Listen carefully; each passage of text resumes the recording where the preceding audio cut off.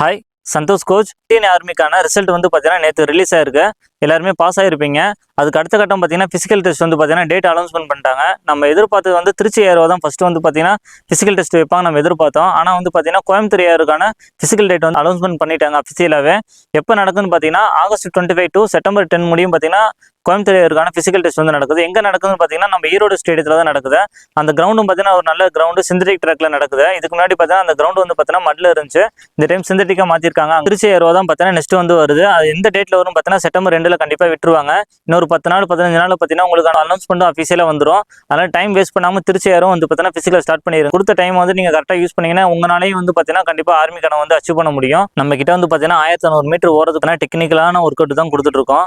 இந்த ஒர்க் அவுட்லாம் பண்ணும்போது பெருசாக உங்களுக்கு இன்ஜுரி வராமல், ஏன்னா ரொம்ப ஷார்ட் டைமில் இருக்குது. அந்த ஷார்ட் டைமில் இன்ஜுரி வராமல் இருந்தால் தான் நம்மளால் வந்து பார்த்தீங்கன்னா ரன்னிங் வந்து கிளியர் பண்ண முடியும். இப்படி திருச்சி கேம்பஸ்ல வந்து பார்த்தீங்கன்னா அக்னிபத்துக்கான அட்மிஷன் போயிட்டு இருக்கு. நம்ம கிட்ட வந்து பார்த்தீங்கன்னா கிரவுண்ட் ஸ்பெசிலிட்டியும் நம்ம ஒர்க் அவுட் பண்ணுறதுக்கான தேவையான திங்ஸ் எல்லாமே நம்ம கிட்ட இருக்குது. அதே மாதிரி பார்த்தீங்கன்னா ஹாஸ்டல் வசதி இங்கே இருக்கு. நீங்கள் வந்து ஜாயின் பண்ணி உங்களோட ஆர்மி கனவை வந்து பார்த்தீங்கன்னா நிறைவேற்றுங்க.